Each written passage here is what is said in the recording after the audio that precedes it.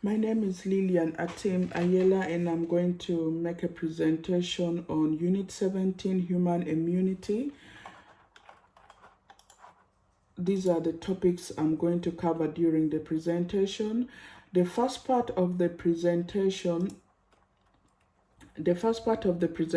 covers section 1 of the assignment, showing an understanding of non-specific defense against diseases.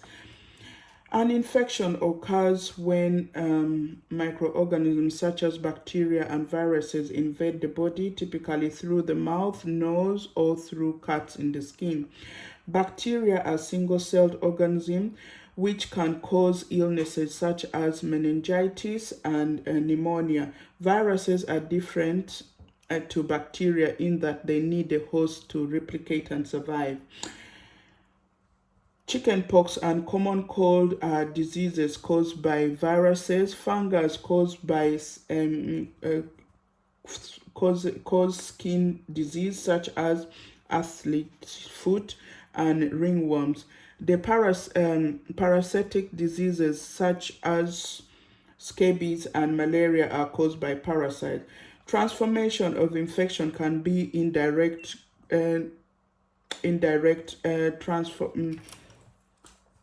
indirect contact, direct contact through food contamination, insect bites, and insect bite.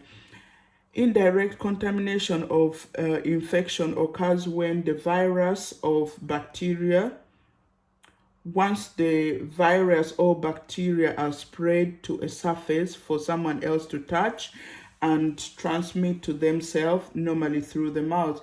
It has been known that a cold virus may survive on indoor surface for some times. However, its ability to cause infection falls quickly. Insect bite can also transmit infectious disease via carriers known as vectors. It is the most common transfer means for bugs and ticks. Mosquitoes. Food can also become contaminated with bacteria such as E. coli, which causes food poisoning and can make someone feel really unwell.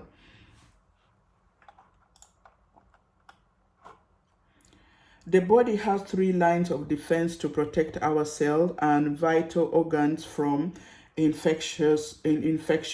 The non-specific defense are chemically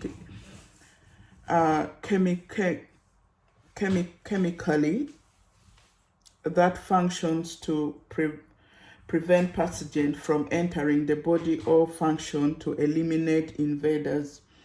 These defenses are genetically programmed and happen autonomously. The body's largest organ is the skin and is our most important physical barrier of defense. The epidermis of the skin gives the water-resistant coating which stops access to microbial organisms, toxins, and chemical irritants.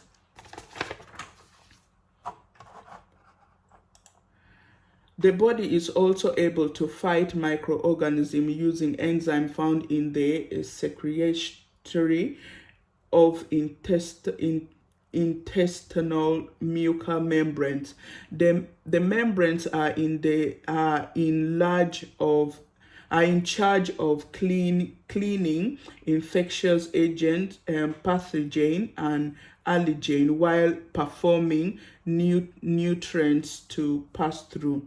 Stomach acid, pancreatic enzymes, bile, and intestinal secretion can also be found in the gastrointestinal tract, and each provides a chemical barrier against infection. Movement of slime passes through the digestive system via parasitic constructions, also helps to remove microorganisms which may otherwise cause harm.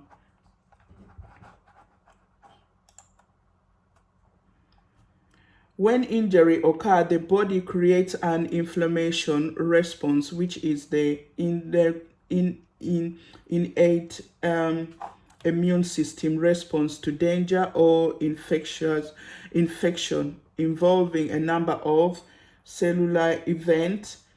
The physical effect consists of dilation of blood vessels, forming gaps in the cell wall, creating inflammation, allowing large blood cells to go through, and increasing blood flow.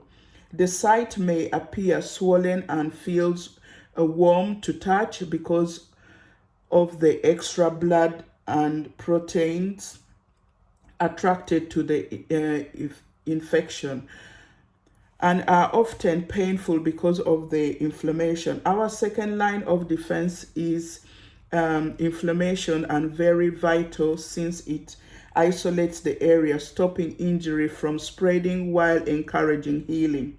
The diagram shows an illustration of where the skin has been cut and chemical signals are released from the cells to alert phagocytes to move into the area to absorb the bacteria into a vesicles called a phagosome. This procedure is known as phagocytosis, which is the second line of natural defense.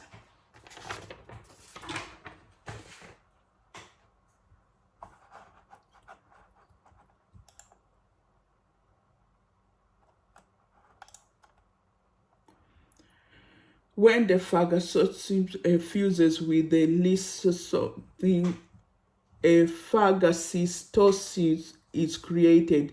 This phagocytosis fills with digestive enzymes which destroy the content, and that ends the process of phagocytosis. These macrophages develop from the microcyte when inflammation happens, and they are of vital importance to immune system. Macrophages are a variation of cytokine cells which protects the body from microbial infection by blocking or destroying pathogen. The next section of the presentation covers section 2 of the assignment brief and shows understanding of specific immunity. Cytokine are complement protein produced by various cells to enhance the immune response through signaling, mediating inflammation and immunity. There are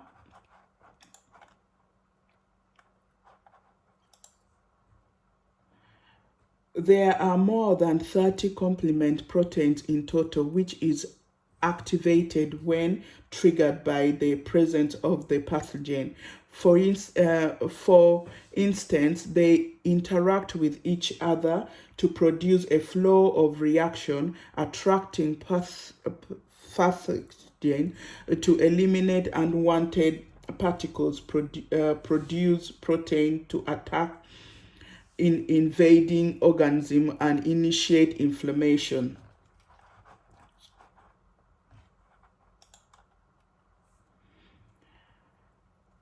Neutrophils are the most abundant white blood cell and are often the first to react to reach the site of infection or injury. These mediation site cells attach to the cell wall blood vessel and block germs from accessing the bloodstream. Myconocytes become macrophages to carry out phagocytosis process. Descriptions of other immune cells can be seen in the slide here. Lymphocytes are another type of white blood cell which can be found in lymphocytic tissue around the body. There are two types of lymphocytic T cell and B cell. T cell mature in the lymphatic gland and function to help destroy problematic cells such as pathogen or damaged cancerous cells.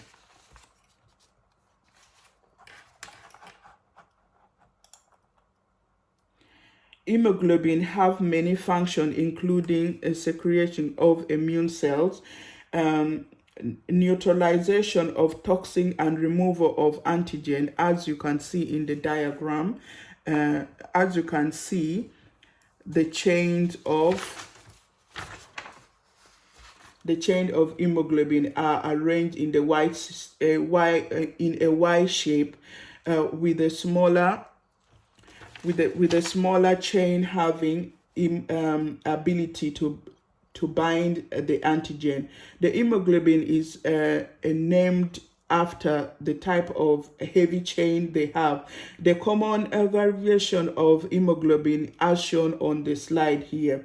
Hemoglobin IgG is the most common hemoglobin. It is the only hemoglobin that can pass through mother to baby via umbilical cord and placenta to pass on some immunity. Hemoglobin IgG attaches cells into the mucous membranes and the skin, where they can release histamine and allergic reactions such as hay fever, and asthma are symptoms of IgE mediated reaction.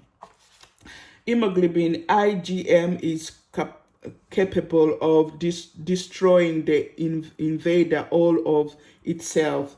Simply to IgG and also activate the complement pathway of these two. Verification can combine as an anti-toxin agent, toxin of this tetanus, and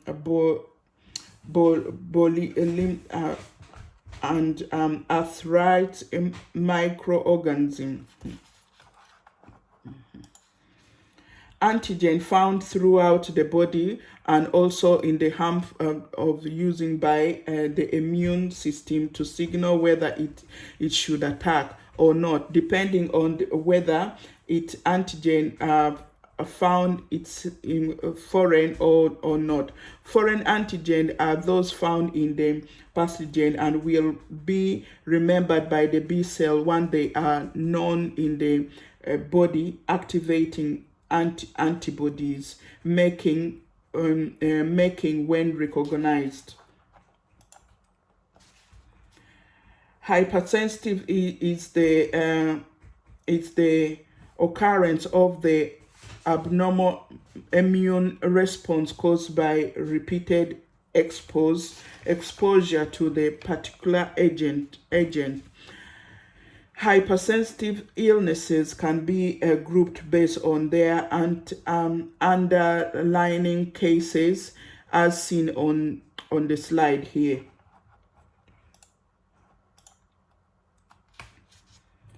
Autoimmune disease can occur all over the body and cause fatigue, muscle ache, low fever, and inflammation. Rheumatoid arthritis is one of the more common autoimmune disease described by the NHS as a long-term condition that causes pain, swelling, and fatigue in the joint. Sadly, rheumatoid arthritis has no cure. However, supportive therapy such as physiotherapy and symptoms are treated with medicine.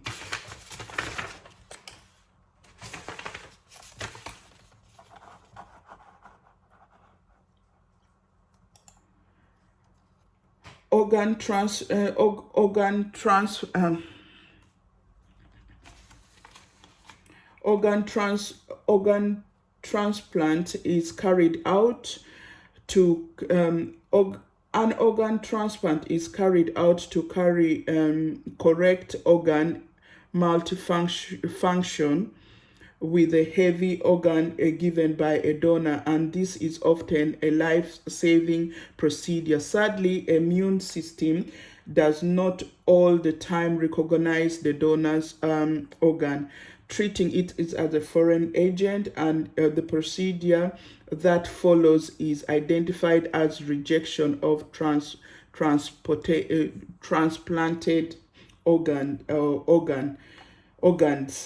The immune system is the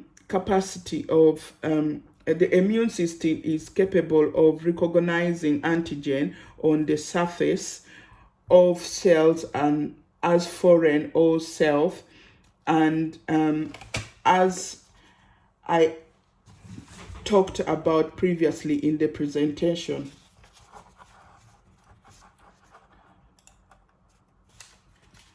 The final section of the presentation covers section 3 of the assignment brief, showing an understanding of the biology of vaccine. And active immunity explains the resistance of the particular disease by producing antibodies, either artificially or naturally. Natural active immune develops from exposure to a specific pathogen, such as common cold. We have several strains of common cold, and once the body is exposed to one, our immune system creates antibodies to attack the virus, which then store in the memorable B cell as immune to that particular strain.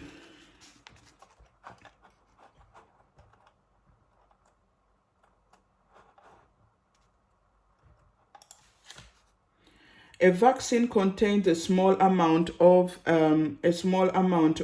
pathogen which stimulates antibodies produced in order to provide immunity. The pathogen is a vaccine can be a specified treated live cells, harmless fragment, a toxin produced by pathogen. Oh God.